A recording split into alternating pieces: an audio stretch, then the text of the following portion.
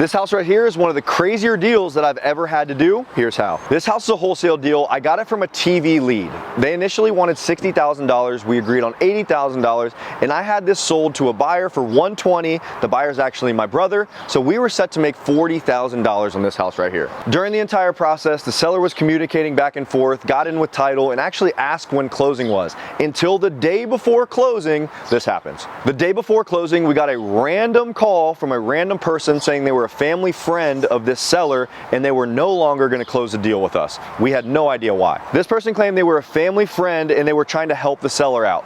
Turns out, after digging in a little bit more, it was a young wholesaler that was literally just trying to steal the deal from us. Here's what happened. He had gotten her info and called her and told her that we were scamming her to block all of our numbers and to close the deal with him instead of us. He made a mistake. Mind you, this seller called me from my TV commercial to sell her house to me. So she knew who we were, but she had never met us in person. She did it all over the phone. And the other crazy part about this deal right here is we had no idea what the seller was at. She was living with a family member, but the other wholesaler knew where she lived and he was literally hiding her from us. After realizing this young wholesaler had no money, I threatened him with lawsuits and literally made him tell me where the seller was living.